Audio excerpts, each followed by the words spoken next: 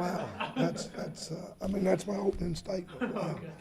Heck of a job by these ladies. And like I told them in the locker room, the thing I'm proud of is right here, these two seniors.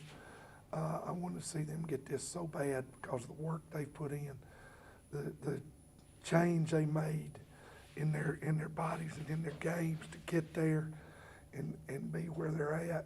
And you know, I wanted to see them. I didn't want them to be the senior class that didn't come through Delta that didn't get a championship.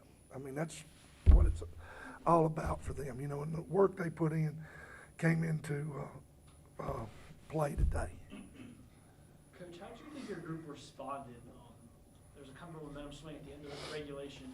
They came out really firing in overtime and really didn't drop a step. I don't think Union scored until like 1 minute left in overtime. How do you think they responded to that momentum swing?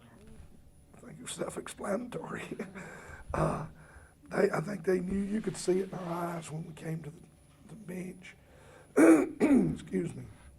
You could see it in our eyes when we came to the bench at the end of regulation that, okay, we're gonna get this. You could just see there was a calm about them.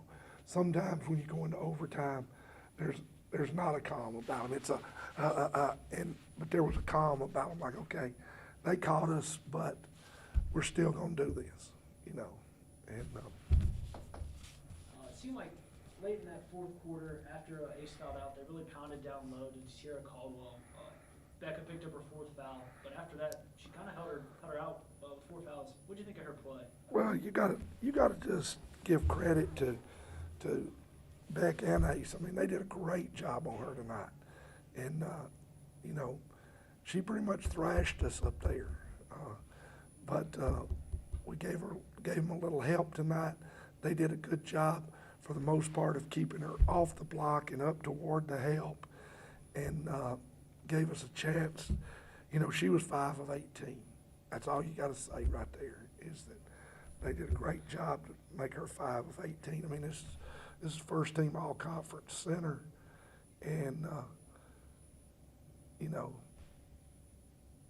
I thought the 2 all conference centers did a good job on her tonight. Chelsea, you and Becca both have been here 2 times. On the other end of things, how special does it feel to be on this end of things today? It's great. It's really no words to explain it. And can you go ahead and pick up the mic? Just pass it around. It makes it easier for me.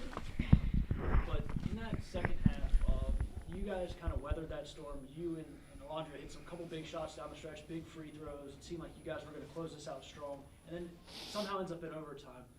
What were you telling your teammates in that huddle, and how'd you feel like you responded on the court to that?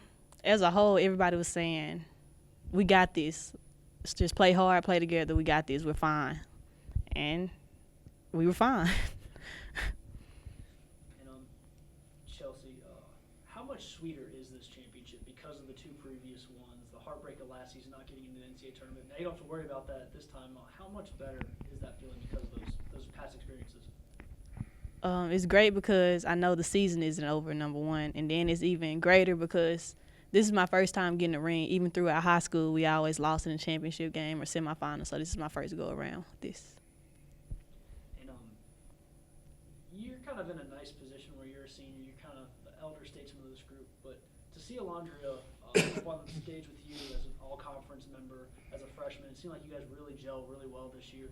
What's it like seeing her experience this with you? It's a great feeling. Like, I'm so happy for her. I feel like she's going to do great things as the years go on. You just handed the microphone back.